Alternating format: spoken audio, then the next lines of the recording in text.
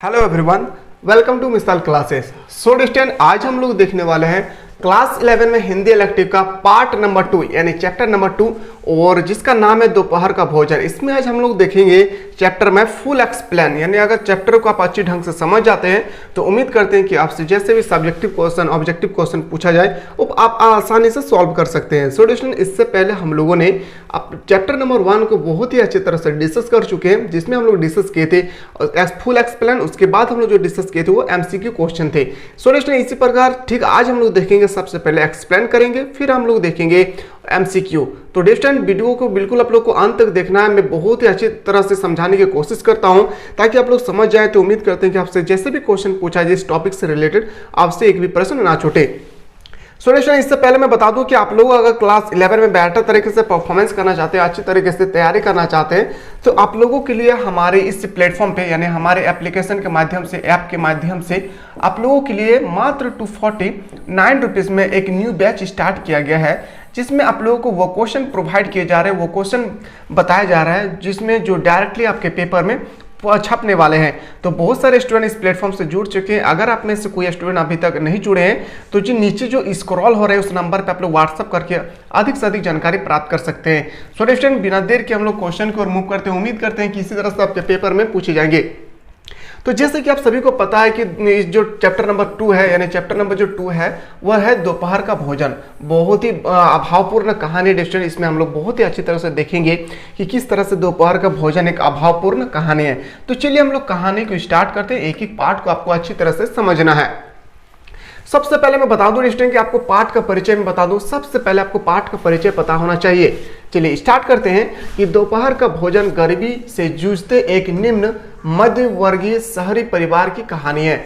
यानी एक गरीब परिवार की जो कहानी है वो एक दोपहर का भोजन में जो बताया गया है, जिसके मुखिया की अचानक नौकरी छूट जाने के कारण परिवार के सामने आर्थिक संकट खड़ा हो जाता है। जाहिर सी बात है कि किसी की नौकरी अगर छूट जाए अचानक तो वो आर्थिक संकट आ जाते हैं उस परिवार के लिए। परिवार के सदस्य को भरपेट भोजन तक का नसीब नहीं हो रहा है। पूरे परिवार का संघर्ष भावी उम्मीदों पर टिका है।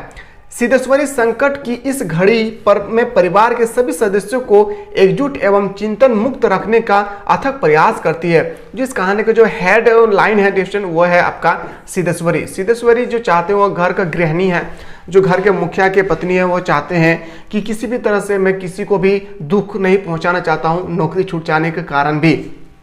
वह अपने परिवार को टूटने से बचाने का हर संभव प्रयत्न करती है। यानी वो चाहते हैं कि किसी तरह से नौकरी छूट जाने के कारण किसी भी तरह से हमारे परिवार में जितना भी सदस्य है वो एक दूसरे से ना टूटे। तो इसी तरह से वो बांधने के लिए को परिवार को बांधे रखने के लिए बहुत सारे झूठे बोलते हैं, जैसे कि यहाँ पे आप अच्छी तरह से देख सकते हैं। अब हम लोग चलते हैं पाठ का सामग्री में। सबसे पहले लिखा है पॉइंट नंबर 1 पे कि सिद्धेश्वरी तथा मुंशी जी के परिवार में उनके अतिरिक्त उनके 3 पुत्र, 21 वर्षीय बड़ा लड़का रामचंद्र नाम है, बड़ा लड़का का नाम है रामचंद्र, 18 वर्ष की मंझला लड़का का नाम है मोहन, और 6 वर्षीय छोटा लड़का का नाम है प्रमोद। आपको तीनों नाम याद रखना है कि मंझला लड़का का जो नाम है वो मोहन है, छोटका लड़का का नाम है प्रमोद, और बड़ा लड़का जो थे उनका नाम था रामचंद्र। सिद्धेश्वरी और उनके पति यानी मुंशी जी के अलावा इसके घर में 3 और इनके बच्चे थे।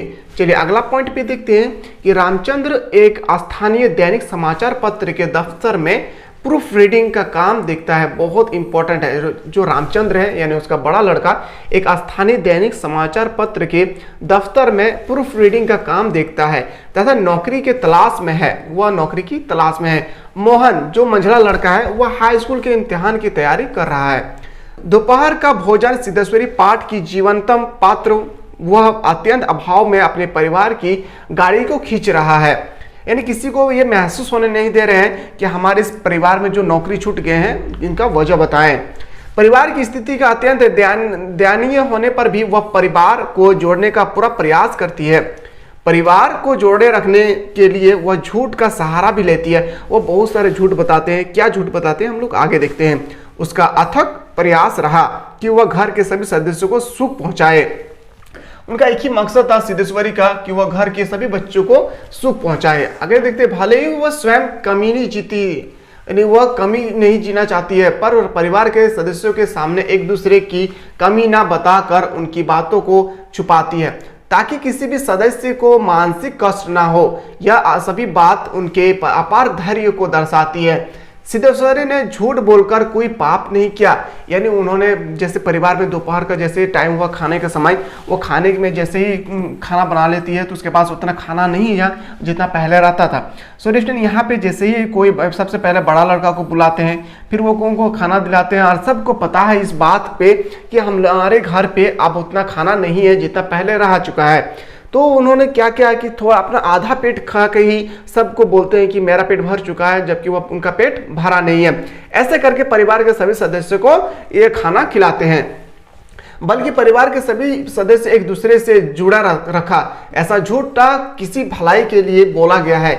सही बात है कि वो घर के जुड़ने के लिए वो झूठ बोलते हैं कि हमारे पास सब कुछ है, उससे बोलने में कोई बुराई नहीं है। घर के सभी सदस्य रामचंद्र, मोहन तथा मौसी जी बारी बारी भोजन के लिए आते हैं। सभी मन में इस वास्तविकता से परिचित है, यानी सभी के मन में ये डाउट है कि हमारे घर पे तो भोजन उतना है नहीं, कि घर में पर्याप्त भोजन नहीं है। वह सभी कुछ ना कुछ बहाना बनाकर आधे पेट ही भोजन करके उठ जाते हैं। वो कहते हैं कि मुझे भूख नहीं लगी है, मैं खा लूँगा इतना, आधा खाएं, फिर वो उठ गए, फिर कोई आए फिर आधा खाएं, वो उठ गए, इसलिए ताकि सब का सब अच्छी तरह से खा सके। रामचंद्र के भोजन के दौरान सिद्धेश्वरी के मंझले बेटे मोहन की पढ़ाई की झूठी तारीफ करती है। वह मोहन से झूठ मूठ कहते हैं कि रामचंद्र उसकी प्रशंसा करता है। मुंशी जी से भी वह झूठ बोलती है कि रामचंद्र उनकी देवता के समान मानते हैं, जो रामचंद्र है उन्हें देवता के समान मानते हैं। ये सब झूठ बोलते हैं इसलिए ताकि वह परिवार को जोड़े रख सके, क्योंकि एक परिवार को जोड़ना भी बहुत ही मुश्किल होता है। इसलिए उन्होंने कहा कि एक परिवार को जोड़े रखना बहुत ही जरूरी है। किराया नियंत्रण विभाग के क्लर्क के पद से उनकी छटनी हो चुकी है और आजकल मुंशी जी काम की तलाश में है। मुंशी जी के भोजन करते समय सिद्धेश्वरी से नजरें चुराते हैं। उन्हें मालूम है कि घर में भोजन बहुत कम है और वह स्वयं को इस स्थिति का जिम्मेदार मानते हैं। उनको पता है, जो आपके वो मुंशी जी थे उनको पता है कि मेरे कारण ही आज ये घर में जो अभावपूर्ण है भोजन, वो मेरे ही वजह से है। इसलिए वो अपने पत्नी यानी सिद्धेश्वरी से नजरें चुराती है। भोजन के दौरान सिद्धेश्वरी एवं मुंशी जी अस्वस्थ बातें करते हैं, जैसे बारिश का ना होना, मक्खियों का होना, फूफा की बीमारी तथा गंगाचरण बाबू की लड़की की शादी। हालांकि इन बातों से कोई महत्व नहीं है, फिर भी यह बातें पाठ से जुड़ी हुई है। यह सभी बातें उनके मन की न्यायिक जीवन के अभाव आदि को दर्शाते हैं।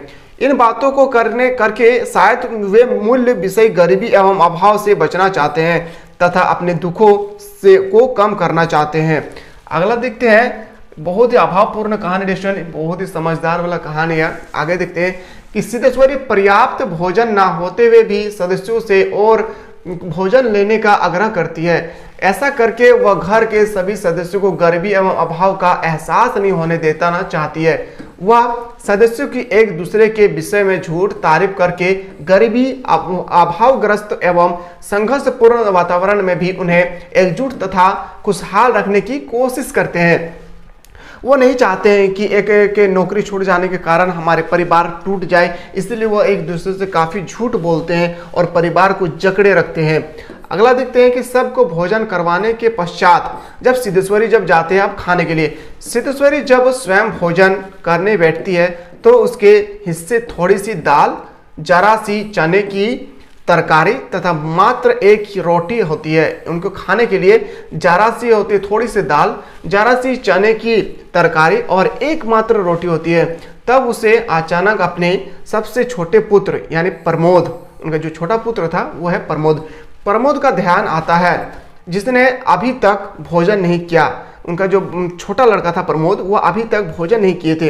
वो आधी रोटी तोड़कर प्रमोद के लिए रख देती है।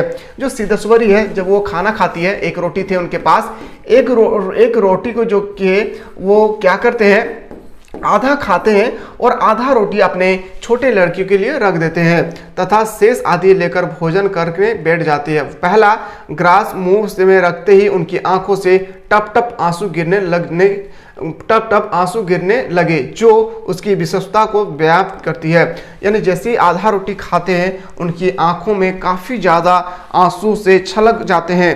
क्योंकि वो चाहते नहीं थे कि हमारे परिवार इस तरह से टूट जाए, इसलिए वह सबसे झूठ बोलकर आधा आधा सबको खाना खिलाकर एक दूसरे से काफ़ी परिवार को जुड़े रखें। सो दोस्तों ये जो कहानी है बहुत ही रोचक है। चलिए आगे की ओर चलते हैं। और आगे की ओर जाने से पहले अगर आप चाहते हैं कि सर हमें क्लास 11 में अच्छे रिजल्ट करना है, अच्छे मार्क्स लाना है, तो आप लोगों के लिए हमारे इस प्लेटफॉर्म पे मात्र हमारे एप्लीकेशन के माध्यम से आप लोगों के लिए मात्र 249 रुपीज़ में आप लोगों के लिए सिर्फ और सिर्फ इतना कम फी में आप लोगों के लिए दोस्तों एक न्यू बैच स्टार्ट किया गया है। एक न्यू बैच जो है आप लोगों के लिए स्टार्ट किया गया है। इस न्यू बैच का जो फी है मात्र 249 रुपीज़ में है। इसमें आपको सारा का सारा सब्जेक्ट का बहुत ही अच्छी तरह से आप लोगों के लिए करवाए जा रहे हैं। तो इस बहुत सारे स्टूडेंट इसमें जुड़ चुके हैं। अगर आप में से कोई अभी तक नहीं जुड़े हैं तो दोस्तों मैं उम्मीद करता हूं कि आप इस प्लेटफॉर्म से अगर जुड़ जाते हैं तो आपके कैसे भी प्रश्न पूछे जाए आपके पेपर में डायरेक्टली वही प्रश्न आने वाले हैं जो हमारे इस प्लेटफॉर्म के टीचर आप लोगों को बताए जा रहे हैं। तो दोस्तों आप लोग जो नीचे दिए गए नंबर है उसमें आप लोग व्हाट्सअप करके अधिक से अधिक जानकारी प्राप्त कर सकते हैं और साथ ही साथ इस वीडियो को दोस्तों ज़्यादा से ज़्यादा शेयर करें। अभी जो हम लोग देख रहे हैं सबसे इंपॉर्टेंट है कि जो हम लोग अभी देख रहे हैं वो आपके है थ्योरी पार्ट। अभी जो हम लोग डिस्कस कर रहे थे वो आप लोगों के लिए था थ्योरी पार्ट। अभी हम लोग जो डिस्कस कर रहे थे वह है थ्योरी। इसके बाद जो अगला वीडियो है आप लोगों के लिए, अगला जो वीडियो होगा वो आप लोगों के लिए होगा चैप्टर 2 का MCQ, जो मोस्ट इंपॉर्टेंट में 50 क्वेश्चन यानी 40 क्वेश्चन लेकर आने वाला हूं। उन सब क्वेश्चनों का अगर आप अच्छी तरह से कर लेते हैं तो उम्मीद करते हैं कि आपसे एक भी प्रश्न नहीं छूटने वाले हैं। तो सॉल्यूशन आप लोग चाहते हैं कि सर हम लोगों को इसी तरह से तैयारी करवाइए, हमारे एप्लीकेशन के माध्यम से आप लोग बहुत ही अच्छी तरह से तैयारी कर सकते हैं। तो चलिए हम लोग एक न्यू वीडियो मिलते हैं, तब तक के लिए जय हिंद, जय भारत, वंदे मातरम।